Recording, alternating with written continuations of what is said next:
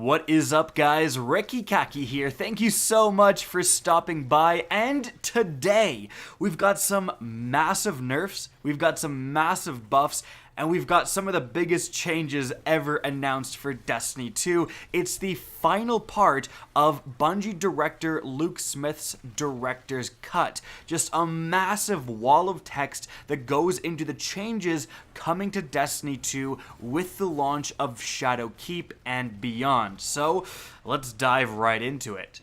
Now, first off, Luke Smith addressed one of the concerns about the Armor 2.0 system announced only this week. And that concern was the fact that if you want certain mods, for example, Hand Cannon Loader as a mod requires void energy. So you have to have a piece of armor that's void and then utilize 3 energy to equip that mod. Well, a lot of players were like, okay, I want to use hand cannons, but I don't get a piece of void armor. Like, that's just going to be annoying. That's going to be more grinding. But Luke Smith addressed that by saying you can still get that effect, but you're going to have to use a generic mod. So you're going to have to put on a small arms loader mod. Instead of costing 3 energy like the hand cannon loader, it's going to cost 4 or 5. So it's going to be a little bit more expensive, but it doesn't require a certain element. So if you're worried, like you can't specialize into your favorite guns because you don't have those exact matching elements, you still can. It's not that bad. Now, moving on to the brand new stuff, we had a lot of talk about buffs and damage output and all of that stuff, and there's some pretty significant nerfs here. First off, something interesting is that right now, if an enemy is 50 power above you, you're going to do 0 damage. You're going to be hitting immunes. That's actually being raised to 100 power difference with Shadowkeep. So expect to shoot enemies way before you can right now. Then Smith talks about the problem of multiplicative damage bonuses and the fact that, you get 999 damage numbers, and that is really problematic because for an RPG where you want to increase your damage output to as high as possible, the fact that people are more regularly hitting the actual damage cap can be concerning. And he said that with Shadowkeep that was happening way too much, so they had to do something. So apparently there's going to be a UI numbers squish coming with Shadowkeep, so the numbers of the damage you're doing is going to look a little differently, but that's going to allow the game to go above 999,999, which is very important, and it's going to set up the game to last in the future, but also the buffs and the debuffs that you're dealing to enemies is going to change pretty dramatically. So firstly, when you are encountering a certain buff to your character, so that includes Empowering Rift, Well of Radiance, the Illumina hand cannon buff, all that stuff, now with Shadowkeep, you are only going to be able to have one of those buffs active at a time. So one buff that's affecting your entire character can be active at a time, and if there is a situation where multiple of those buffs are applied, the game picks the most powerful one. So the example is the coming with Shadowkeep Weapons of Light for the Titan. That actually does more damage than the Well of Radiance, apparently, and that was revealed in this article. So if you're in a Well of Radiance and you're getting that weapon damage buff, and then someone uses their bubble, and then you get Weapons of Light and Well of Radiance will not stack, but instead you're going to switch from Well bonus to the Weapons of Light bonus. You're going to be doing a little bit more damage, but you'll still get the healing from the Well. And the exact same thing is going to work with debuffs. So anything that affects an enemy, like a melting point from a Titan or a shadow shot. And by the way, Tether is getting a massive buff because Tether with Shadowkeep will now finally affect power weapons. Right now, if an enemy is tethered and you shoot him with a rocket launcher, it gets no damage bonus, no bonus whatsoever. So that's actually a big buff. But again, yeah, the debuffs work the exact same way, where it automatically applies only one, the most powerful one. So, overall, this is actually a pretty significant nerf. Most notably, right now, if you're in a Well of Radiance, and then you get an Empowered Melee, you get an additional 20% damage applied multiplicatively on top of that damage bonus. So now that's seemingly not going to be possible, and so you're absolute top tier damage that you're going to be capable of reaching in Shadowkeep is going to be significantly less than it is right now. However, the good news about that is that they're kind of retooling and fixing the game. A lot of times, especially with RPG, damage numbers just get so ridiculous, and so enemies need to be even more ridiculous on top of that to compensate, and they just have like absurd amounts of health, and if you're not stacking all those damage numbers perfectly, then you do like 0 damage, and then everything needs to constantly outdo itself, and you have RPGs somewhat like, I would say, the Division 1, where you know, the classified gear sets got like so insane and the bonuses were so insane, like 1000% more damage and everything just to compete with the end game.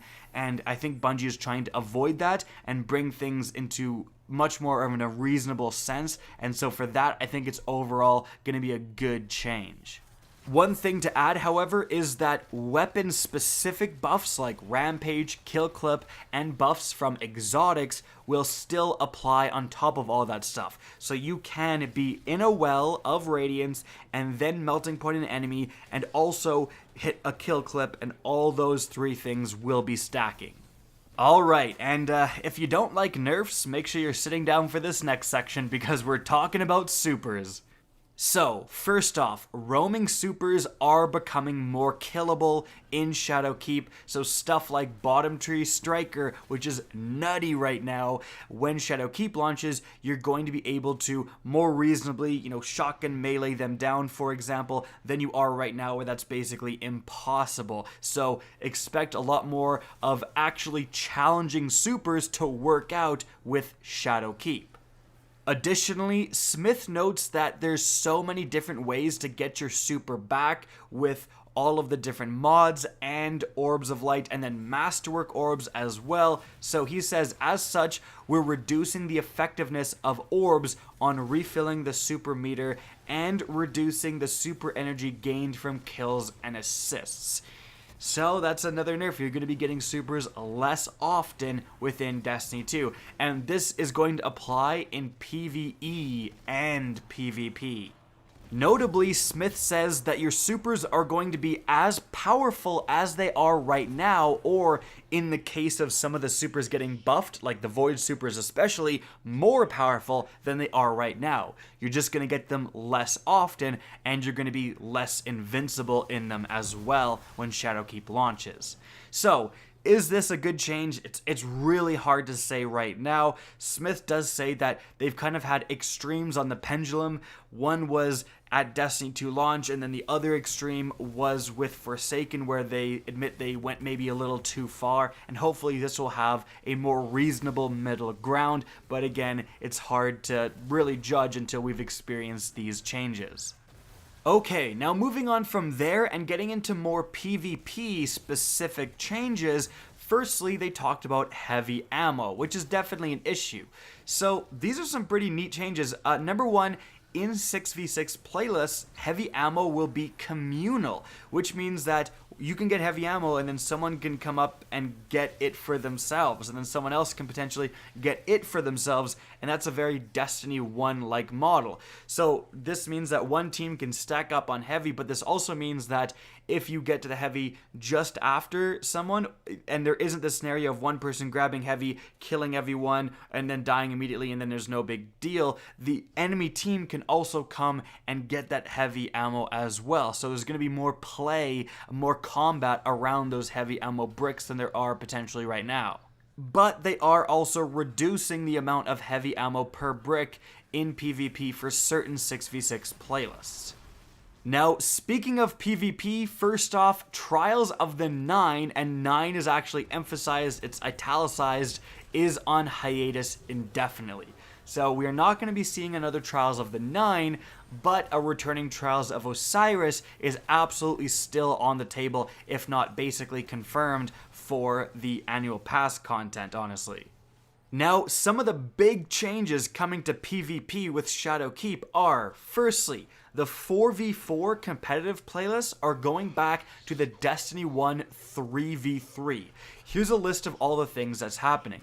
Number 1, we've removed the quick play and competitive nodes from the director. if you're looking for an experience like Quick Play, we've added Classic Mix, a connection-based playlist like Quick Play today. So not skill-based matchmaking. Classic Mix includes Control, Clash, and Supremacy.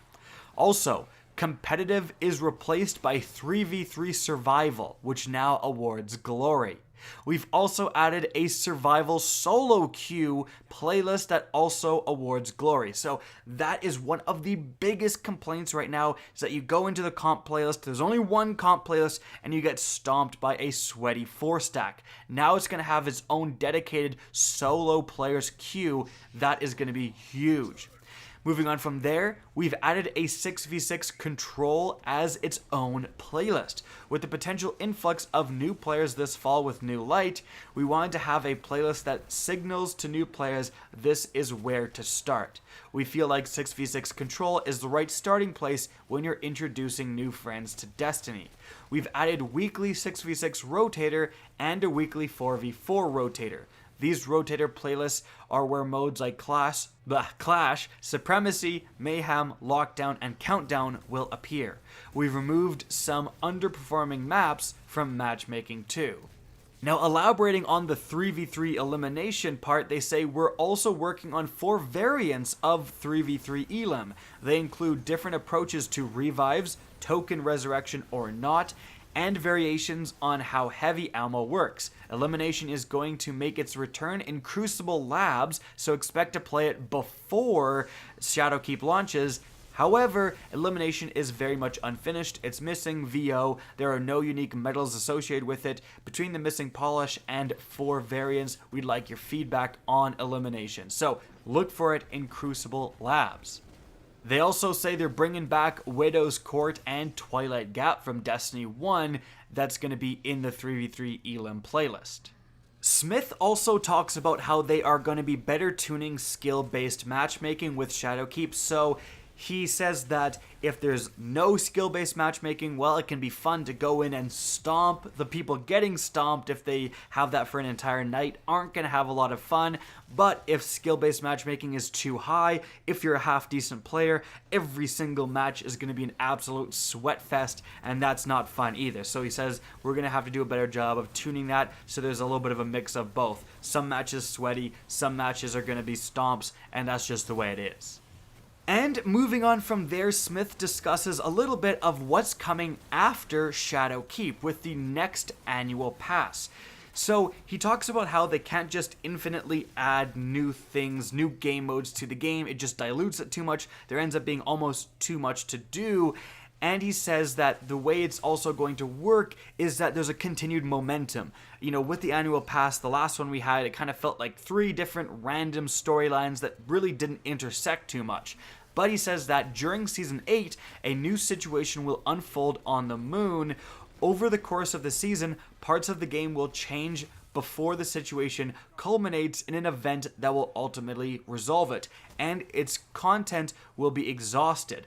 But this resolution sets up the events for Season 9, the first of the new annual pass seasons, which again adds something new to the game and resolves it. Something too will go awry, not before setting up Season 10, etc. So each season is going to lead into the other season. They're going to feel so much more connected this year.